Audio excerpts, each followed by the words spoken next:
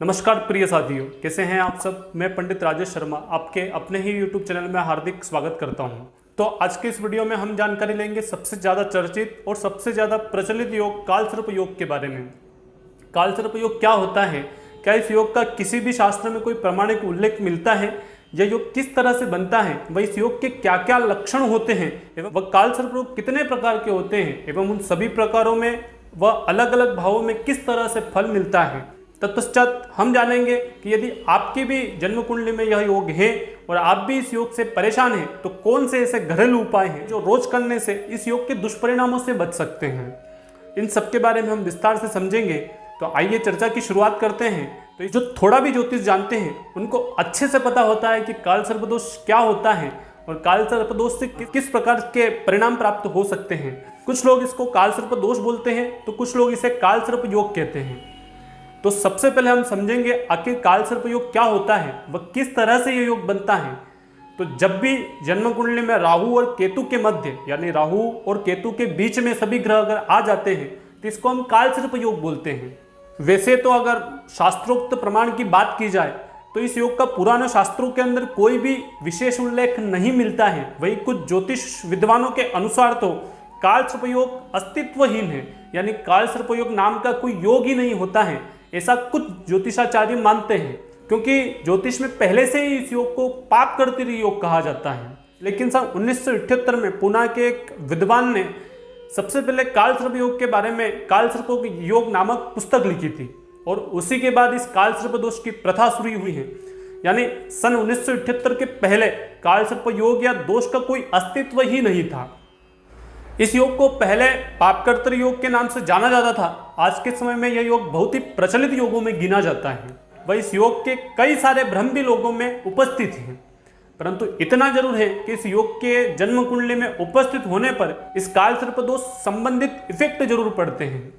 आइए जानते हैं जन्म कुंडली में यदि कालसर्प दोष या योग होते हैं तो किस तरह के परिणाम प्राप्त हो सकते हैं या कालसर्प योग के क्या क्या लक्षण होते हैं। तो जैसा कि राहु और केतु से इस योग का निर्माण होता है और यह योग अगर जिस भी जन्म कुंडली में होता है, जातक भ्रमित बहुत होता है और जातक के अंदर अज्ञात भय और किसी भी कार्य में बहुत ज्यादा संघर्ष करने पड़ते हैं। वैसे कुछ विद्वानों की माने तो इस योग से सचिन तेंदुलकर, मायावती जैसे कई लोग विख्यात भी हुए हैं, परंतु इस बात से भी हम मना नहीं कर सकते कि इनके जीवन में भी संघर्ष बहुत रहा है।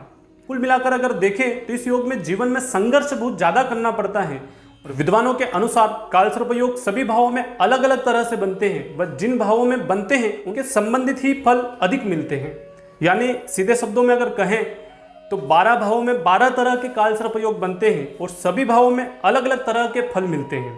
आइए जानते हैं अलग अलग भावों में कालसर्प योग किस प्रकार से बनता है और इन भावों में किस प्रकार से फल मिल सकते हैं।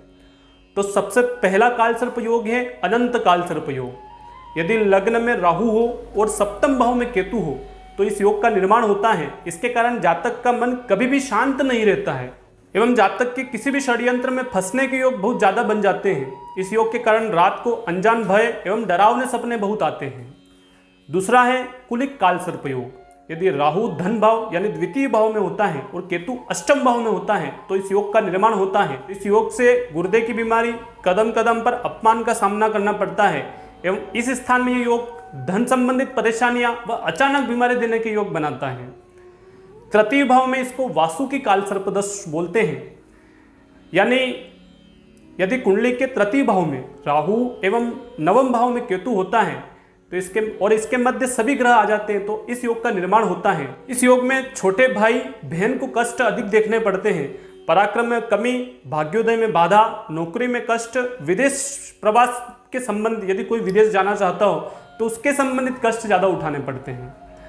चतुर्थ भाव में शंखपाल नामक कालसर्प योग बनता है। यदि राहु चतुर्थ भाव में हो और केतु 10वें भाव में हो तो इस योग का निर्माण होता है। इस स्थान में यदि ये योग बनता है तो माता संबंधित कष्ट एवं नौकरी संबंधित परेशानियां अधिक होती हैं। उसके बाद है पांचवा कालसर्प दोष जिसको हम पद्म कालसर्प योग बोलते हैं। अगर पंचम भाव में राहु हो और एकादश भाव में केतु हो तो इस योग का निर्माण होता है। इस योग में संतान सुख का अभाव एवं वृद्धावस्था में दुखद परिणाम मिलते हैं। पंचम स्थान में यह योग बनने पर जातक के मित्र ही शत्रु बन जाते हैं या मित्रों से किसी भी प्रकार की हानि उठानी पड़ती है एवं सट्टे संबंधित कार्य हो या शेयर मार्केट संबंधित कार्य हो तो इनमें भारी नुकसान उठाना पड़ता है।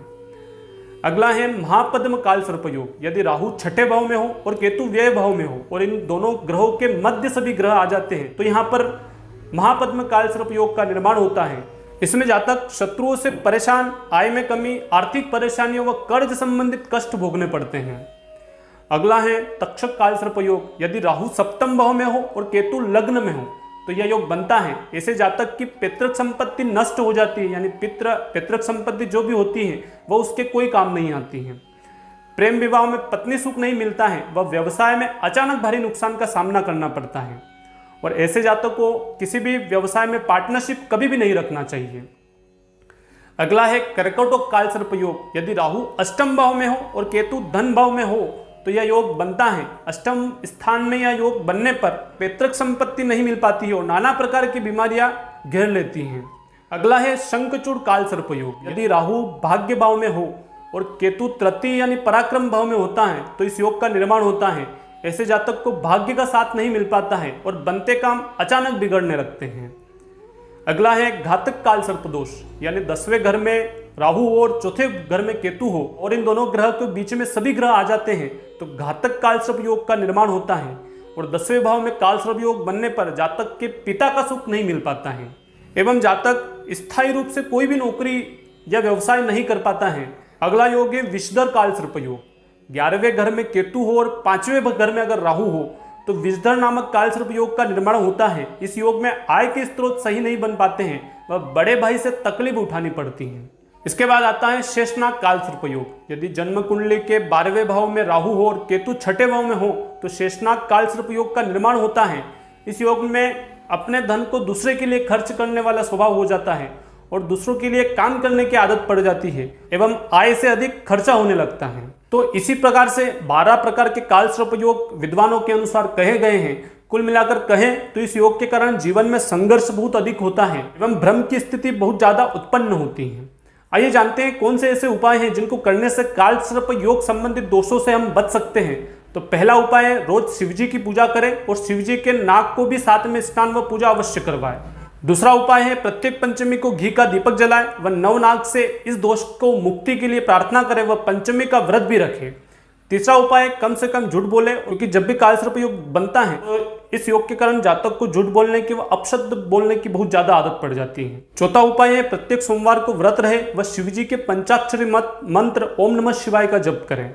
पांचवा उपाय है नवनाग का स्तोत्र जो इस प्रकार से है अनंतम वासुकी शेषम पद्मनाभम च कम्बलम शंखपालम धृतराष्ट्रम तक्षकम कालियम तथा। इन नवनागों के मंत्र को रोज प्रातः काल स्मरण करें।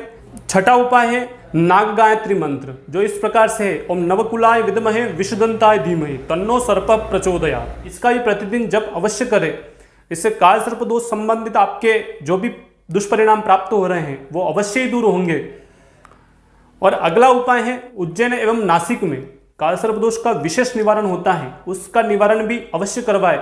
इससे आपको राहु और केतु संबंधित जो काल सर्प दोष बनता है इसके संबंधित दुष्परिणाम जरूर आपको कम प्राप्त होंगे। तो इस प्रकार से अलग अलग प्रकार के काल सर्प दोष बनते हैं और उन दोषों से कारण किस प्रकार का फल मिलता है उसके बारे में हमने बताया है। और इसी प्रकार से अगर आपकी भी जन्म कुंडली में काल सर्प दोष है तो इसके संबंधित उपाय भी आपको बताए हैं, अतः उन उपायों को करने से जरूर आपके इसके संबंधित दुष्परिणाम मिलना कम या बंद होंगे। आज के वीडियो में इतना ही। जय माता दी।